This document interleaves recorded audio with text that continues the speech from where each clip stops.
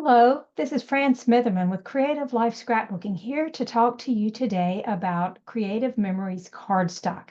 I love cardstock. I love the thickness of the paper. I love how easy it is to cut with our shapes and our border maker system. And I love that it is consistent and it doesn't involve a lot of thought, when you're trying to plan a page. I use a lot of cardstock in my layouts, sometimes even more than designer paper. So for me, anytime I can find an excuse to use it and to share it and talk about it, that's what I do. So this layout that I've made for the November 11th Border Maker Monday is 100% cardstock. There's no designer paper here. And it's a really fun and easy layout to make. It's one that I think you can use for something nautical or military. You can switch up the colors. And in this instance, I used it for game night, but I used a combination of our solid cardstock as well as some of our shimmer cardstock as well. So that brings me to the topic at hand, which is cardstock, keeping up with the colors, and how to make a cardstock ring, which I have been using for the last few years. And I'm going to show off what I am talking about. So this is the cardstock ring that I use when I'm trying to select colors. I find it very easy to hold up against designer paper to see if a color combination is a match. I also use it to look at older layouts and match it up next to it. And it's also a great way for me to keep up with what's been in the collection and what's current in the collection. And I just use a ring and I just continue to add to it, even if something was a limited edition, like this entry red, or if it's something that has been discontinued or is no longer in the collection. I still keep it in here because I like to look back, like I said, at older layouts and match it up. And if by some chance you're able to go find some paper somewhere that maybe somebody is unloading, you know what you love. So I found this to be very helpful. It doesn't take up a lot of space, and I just keep it right on my workspace.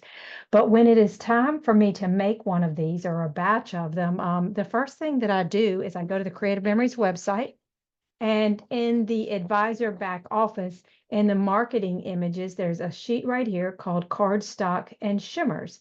And I basically print one of these out and I use my 12-inch trimmer to cut it into strips like this. And I use a Xyron. I run it through. I don't want to use Creative Memories adhesives for this because it's really just not a product where I'm particularly worried if it's photo safe or. So I use a Xyron. It's a Create a Sticker, and I just run this strip through there, pull it out, and voila, I have my labels for my cardstock tags. So very easy. I don't have a lot of tools that aren't Creative Memories.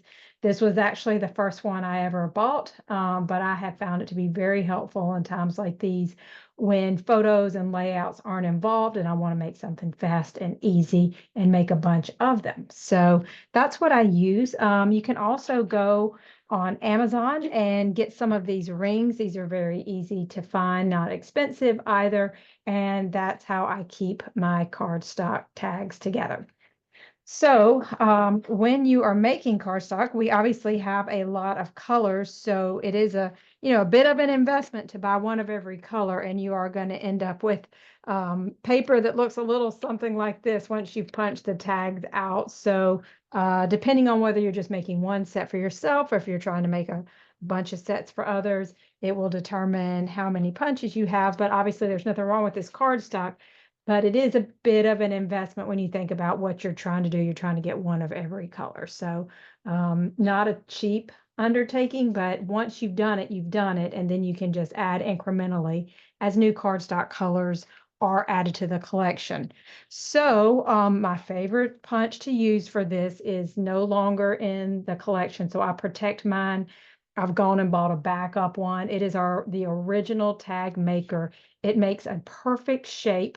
And it also has a place where you can stick the tag in at the end and it will make the hole punch for you. So it doesn't get better than this. I love this. I do, after a while you're making all of these, it does start to kind of hurt your hand. So I don't like to make tag rings more than once a year if I'm making a batch of them because it is a huge undertaking. If you're just making it for one person, you just got to hang in there, punch out your tags. Stick the stickers on them that you have made from the cardstock flyer, and then add your ring. So if you do not have the tag punch, I think another idea is if you have this is in the lineup, the square punch is another favorite tool of mine from Creative Memories. It's a nice size square, plenty big enough to show you a good sample of the cardstock color and these little tags, as you can see, would be plenty, there'd be plenty of room for them to fit on there if you wanted. I would say the only downside here is that it doesn't have the hole punch, so you would have to use a second tool to punch the hole and make your cardstock rings. So I hope that has inspired you to think about making your own. It is a, pretty big undertaking, but once you've got them, you will be so glad that you do. And anytime they come out with new colors like solar yellow or the most recent bright white, you just kind of add it to your collection. And sometimes it takes having the cardstock up close to one another, like white and bright white, to see, oh, there really is a difference between the whites or the reds, the browns, etc. So I love mine. Hope that is helpful, and thank you as always for your support of Creative Life Scrapbooking. And if you would like to get a copy of the instructions for this layout, it is now on our website. It's the Border Maker Monday for November 11th, 2024. Thank you again for all your support.